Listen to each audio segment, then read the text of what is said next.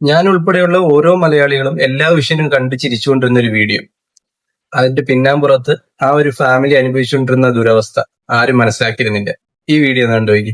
എന്നോട് ആൾക്കാർ കാണിക്കുന്ന ഒരു ക്രൂരതയായിരുന്നു. എന്നെ സംബന്ധിച്ചിടത്തോളം ആ പടം എൻ്റെ ഒരു ലൈഫിൻ്റെ ഒരു പാർട്ടായിട്ട് തന്നെ എനിക്ക് പറയാൻ പറ്റും. ബിജുക്കുട്ടൻ അഭിനയിച്ച ആ കഥാപാത്രം ശരിക്കും എൻ്റെ ലൈഫിൽ സംഭവിച്ചാണ്. മകൻ്റെ കൂട്ടുകാർ വീട്ടിൽ വരിക, അങ്ങനെയുള്ള കാര്യങ്ങളെല്ലാം തന്നെ എൻ്റെ ലൈഫിലുള്ളതാണ്. ശരിക്കും എന്തായിരുന്നു അന്ന് സംഭവിച്ചത്? ഒരു ഗുണ്ടെന്ന് പറഞ്ഞ പടക്കം അതൊരു ഡേഞ്ചറുമാണ്.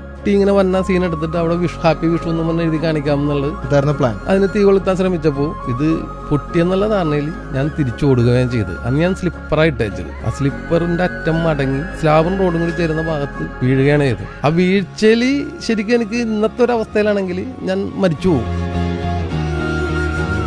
തള്ളവരൽ രണ്ടു വരഞ്ഞ് പൊളിഞ്ഞ് നഖം പൊളിഞ്ഞ് വിരല് പൊളിയോ എന്നൊരവസ്ഥയിലേക്ക് എത്തിയിരുന്നത്. പക്ഷെ ഇതെല്ലാം കണ്ടിട്ടും ആരും എന്നെ എടുക്കാൻ വന്നില്ല. എൻ്റെ മകൻ ഒഴിച്ച് 5ാം ക്ലാസ്സിൽ പഠിക്കുന്ന എൻ്റെ മകനാണ് ഓടി വന്നത്. മാനസികമായിട്ട് എന്നെ ഒരുപാട് ഹർട്ട് ചെയ്തൊരു ഇപ്പം തന്നെ എനിക്ക് അത് പറയുമ്പോൾ സങ്കടം വരും. എന്നോട് ആൾക്കാർ കാണിക്കുന്ന ഒരു ക്രൂരതയായിരുന്നു. ആ ആൾക്കാർ പറയണ അവൻ മയക്കുമരുന്നായിരുന്നു, എന്നെ മദ്യപാനിയാക്കുകയും വളരെ മോശമായ രീതിയിലൊക്കെയാണ് ആൾക്കാർ കമന്റ് ചെയ്തിട്ടുണ്ട്. ഓരോ വിഷു വരുമ്പോഴും അല്ലെങ്കിൽ ഒരു ദീപാവലി വരുമ്പോഴും ഞാൻ എൻ്റെ ഫോൺ ഓഫ് ചെയ്യും. അതിലെല്ലാം ഉപരി എന്നെ വിഷമിപ്പിച്ചത് എൻ്റെ മകനുണ്ടായ ബുദ്ധിമുട്ടാണ്. അവനെ കൂട്ടുകാരി കളിയാക്കുവായിരുന്നു. ഇത് പറഞ്ഞ് അവസാനം അവനെ കൗൺസിലിങ്ങിന് കൊണ്ടുപോകേണ്ടി വന്നു. നല്ലോണം പഠിക്കണ കൊച്ചായിരുന്നു. കൊച്ചി വിദ്യാഭ്യാസത്തിൽ പുറകോട്ട് പോയി, പുറത്തോട്ടിറങ്ങാതെയായി. അങ്ങനത്തെ ഒരു മാനസികമായ ഒരു ബുദ്ധിമുട്ടൊക്കെ അവനുണ്ടാവും.